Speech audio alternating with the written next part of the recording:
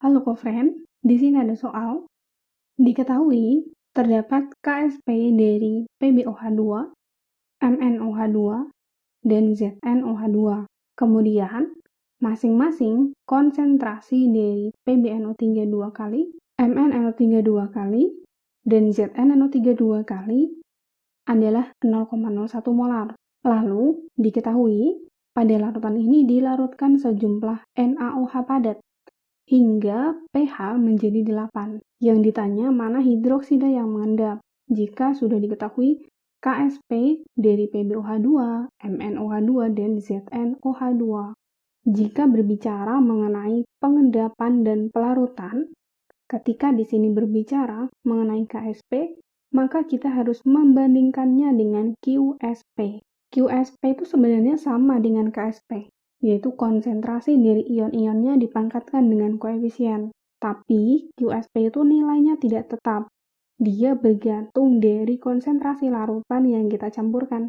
Sehingga nanti konsentrasinya kita hitung dulu, baru kita bisa mendapatkan QSP-nya. Yang pertama, jika QSP-nya lebih besar dari KSP, maka keadaannya mengendap. Yang kedua, jika QSP sama dengan KSP, maka dia tepat jenuh. Yang ketiga, jika QSP-nya lebih kecil dari KSP, maka dia masih larut. Karena di sini yang ditanya yang mengendap, fokus kita berarti di nomor 1, mencari yang QSP-nya lebih besar dari KSP. Sekarang, kita bahas dulu yang bagian pertama, yaitu jika berhubungan dengan KSP PbOH2. PbOH2 jika kita ionisasikan, dia terdiri dari Pb2+ dan 2OH-. Berarti kita butuh konsentrasi Pb2+ dan konsentrasi OH-nya. Dari mana? Dari campuran PbNO3 2 kali, karena di sini mengandung ion Pb-nya, kemudian ion OH-nya berasal dari NaOH. PbNO3 2 kali, tadi kan konsentrasinya 0,01 molar. Berarti konsentrasi Pb2+-nya sama, karena koefisiennya sama-sama 1. Kemudian, jika diketahui pH, maka kita bisa mendapatkan konsentrasi OH-. Dari mana? Dari pOH-nya. pH plus pOH itu sama dengan 14. Berarti pOH-nya 14-8, yaitu 6.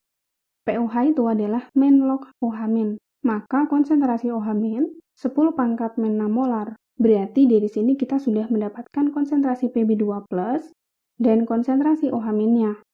Kemudian kita bisa masuk rumus QSP. Konsentrasi Pb2+ dikali konsentrasi OH- kuadrat. Konsentrasi Pb2+-nya 10⁻⁻2 molar, konsentrasi OH-nya 10⁻⁻6 molar. Hasilnya 10⁻⁻14. Kalau kita lihat, KSP-nya itu 2,8 kali 10⁻⁻16, sedangkan QSP-nya 10⁻⁻14. Artinya apa? Artinya, nomor 1 ini, QSP-nya lebih besar dari KSP. Dia mengendap. Kemudian kita lakukan hal yang sama untuk MnOH2 dan ZnOH2. Kita memakai konsentrasi OH-nya, sama juga ya, 10⁻⁻6 molar. Bagian kedua, MnOH2. Dia terdiri dari Mn2+ dan 2OH-. Berarti QSP-nya konsentrasi Mn2+ dikali konsentrasi OH- kuadrat. Konsentrasi Mn2+ didapat dari larutan MnNO3 2 kali. Kalau konsentrasi si MnNO3 2 kali ini 0,01 molar, begitupun dengan Mn2+-nya. Karena koefisiennya sama-sama 1. Konsentrasi OH-nya tadi didapat dari NaOH. 10⁻⁻6 molar. Berarti kita masukkan ke rumus QSP-nya, 10⁻⁻2 dikali 10⁻⁻6 kuadrat.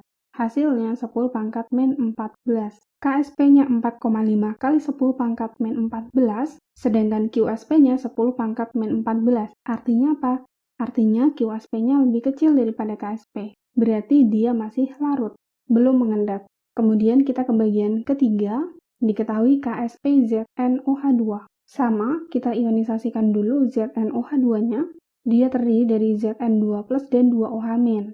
Zn2+ kita dapatkan dari larutan ZnNO3 2 kali. OH-nya kita dapatkan dari NaOH tadi ya. QSP-nya konsentrasi Zn2+ dikali konsentrasi OH- kuadrat. Konsentrasi ZnNO3 2 kali, itu kan tadi 0,01 molar. Maka begitupun juga dengan konsentrasi Zn2+. karena koefisiennya di sini sama-sama 1.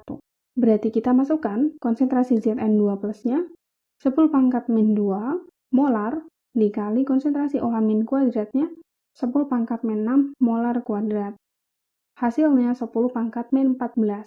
Kalau kita lihat, KSP-nya 4,5 kali 10 pangkat min 17. Sedangkan QSP-nya 10 pangkat min 14. Artinya apa? Artinya QSP-nya lebih besar dari KSP. Kondisi ini berarti larutannya mengendap. Sehingga kita mendapatkan kesimpulan hidroksida yang mengendap adalah PbOH2 dan ZnOH2. Jawaban yang tepat adalah yang D. Oke, sampai jumpa di pertanyaan selanjutnya.